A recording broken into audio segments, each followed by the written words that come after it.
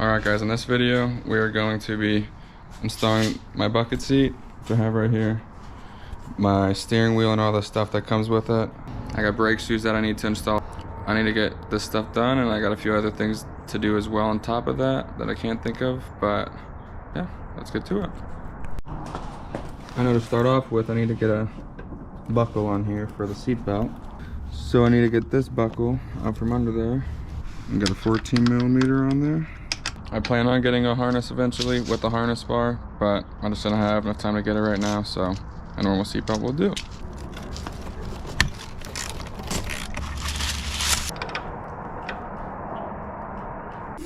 I got our Grip Royale steering wheel.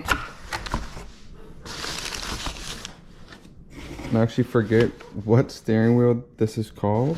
I think it's a Brute, maybe? It doesn't say it anywhere on the package. I think it's a Brute, but... And then I as well got a NRG carbon fiber quick release just to spice it up a little bit. Alright, I got the seat installed. Can't really do much with it yet because the steering wheel is installed. I don't know where it's adjusted, but I'm about to install the steering wheel and see where I need to adjust it to.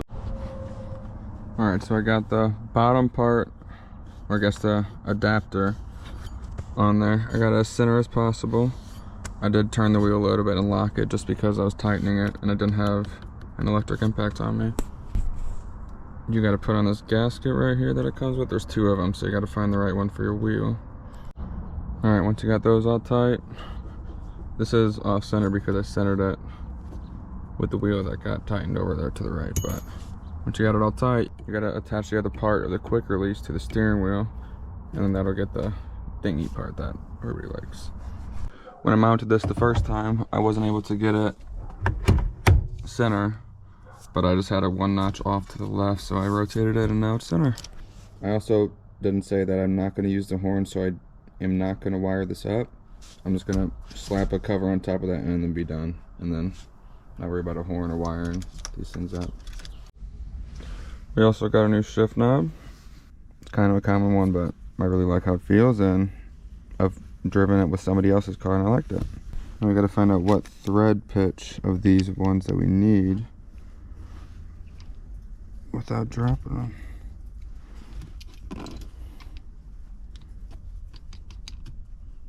First try. So now you got to thread this into the shift knob. I actually take that back. It might be easier because I couldn't really get it tight. I don't want to put a tool on it and mess up the threads. So now I can put it on here and make sure it's tight, and then I can screw this on. And we can get it center.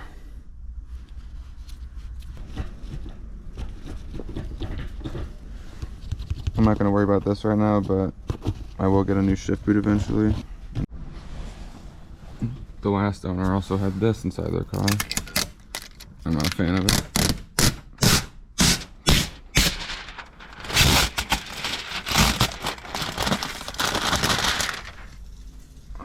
It's going around the dang rearview mirror.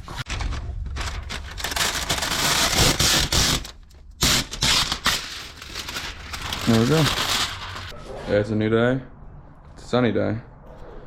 My battery's dead inside of my Infinity, so I have to just take the battery out of my cord, throw that in. Let's get going.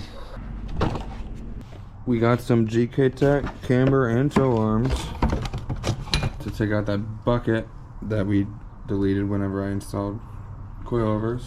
So I have a bucket as my tow arm, I believe, right now. Yeah, my tow arm. So I deleted the spring because I got some true coilovers. Alright, I got the wheel off. I got these bolts soaking in penetrating oil, and I'm going to see how hard these are to get out.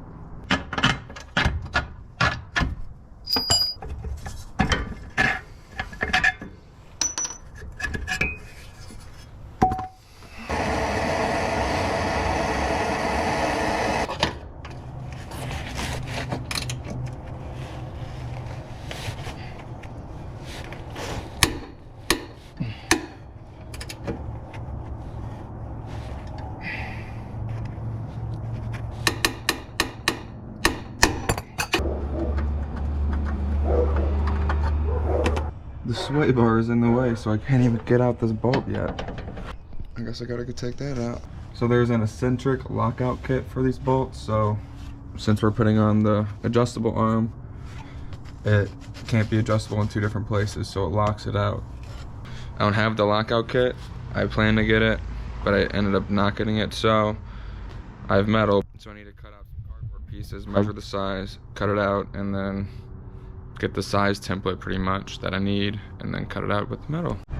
So I was able to get my shapes cut out, and it's just a simple square, but it lines up in there, and you can see the hole on this side. I need 3 of these ones and then 5 of these ones because they are not all the same exact size. I got all these test fitted and placed out where I need to be, and then I'm gonna paint them just so they don't rust because it is bare metal, and then throw them on the car. These are starting to look dry now, so flip them over and give them another spray. And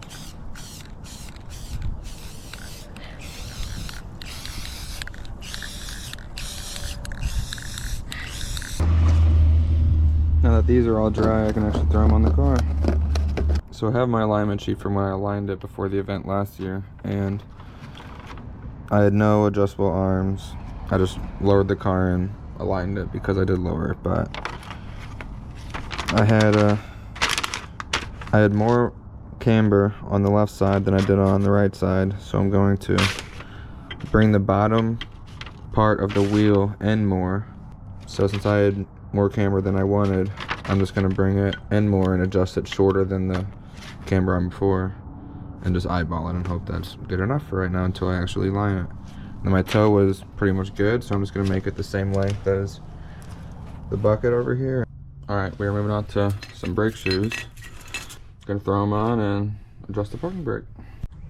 Got the caliper and the rotor off, and I'm gonna need to take off this spring and this spring. Once you got everything off, you grease up all these grease spots and then throw it all back together. Alright, I got the parking brake adjusted. I got it adjusted to where it wouldn't move, and I adjusted a few clicks after that. No matter what, I got a welded disc, so it's gonna be hard to rotate, but I got it to where I think it's fine. You can see I was rubbing heavily over here. I didn't notice that before. I noticed I was rubbing a heavy amount right here and on the lower control arm area. When I have it at full lock, you don't have much room before you actually start hitting it. I'm not hitting the bump stops under here, but it is pretty freaking close. I am putting on a little bit wider of wheels though, so this is not going to be as good. I might need to get a spacer. While I was here, before I noticed this, I am going to replace the sway bar inlet because that's a no-go. It sees and it's not happy right now. Got the OEM replacement. So this one's got a little tab on it too, but this one has a nut on it instead of a little thing to hold on with vice grips. You can get a wrench in here instead, which is nice.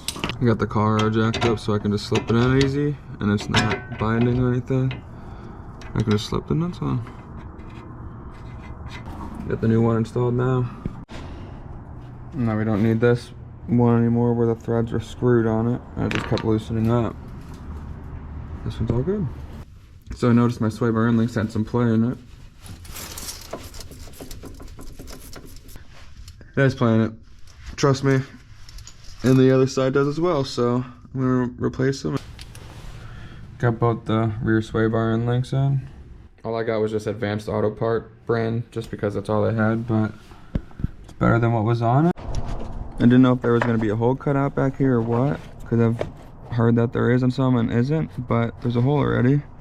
So I'm probably just gonna cut a slit inside the fabric and then either put the extenders there or not, or just stick my finger down inside the cut fabric hole and adjust it that way. So I just took out these rubber stoppers and then cut a hole in it. So now I can just adjust it on the fly and adjust it whenever I want. The first and second drift event, I never touched the dampening or adjusted on anything. I just kind of went out there did what I did, and then now I'm gonna actually adjust things and see what I feel is different and adjust from there. I'm trying to figure out how to mount the fire extinguisher inside of here, and I got these Velcro straps. Probably not the best thing, but it'll work for right now.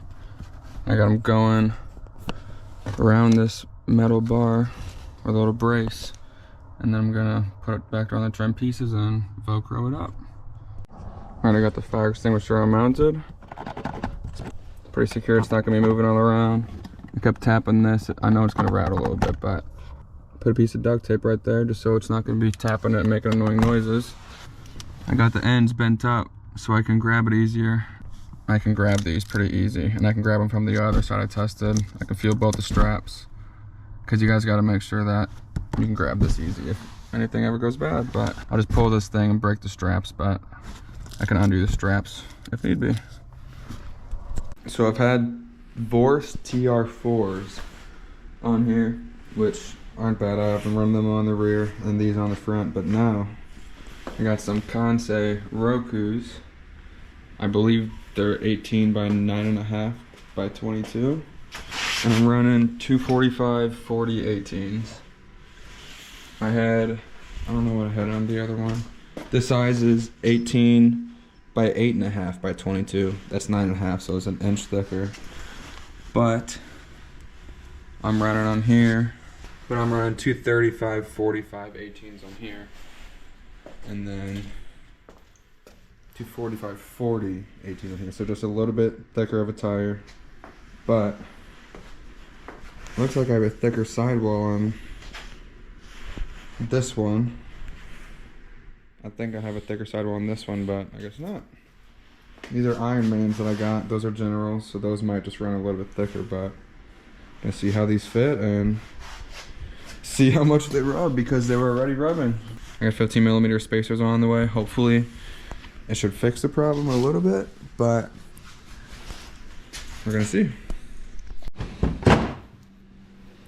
So I was rubbing over here with my last size tires, a wheel and tire setup. Same thing on this side over here, but I'm rubbing through the headlight connector.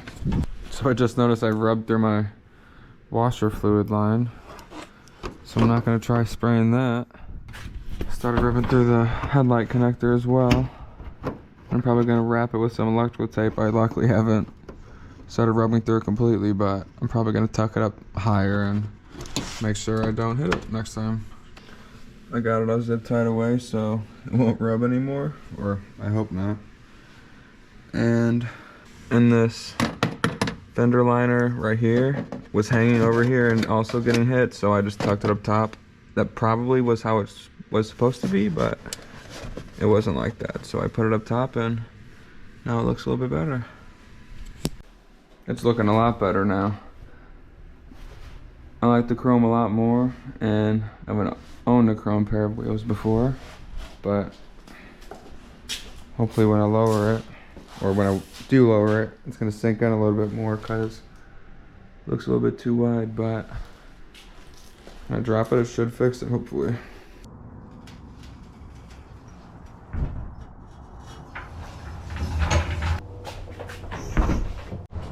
Okay, it looked super wide because I didn't drop the front of the car.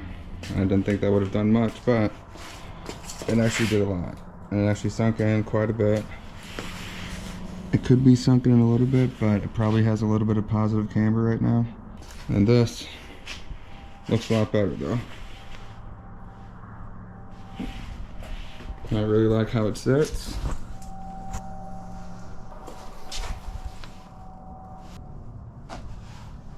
I got it up on the alignment rack right now. I just aligned it, and everything's looking a lot better. It's in spec now. I was able to get the rear, I guess I got the paper right here. I was able to get the rear toe in spec, and then 0 camber with a little bit of toe out, and then I couldn't adjust the camber or caster up front, so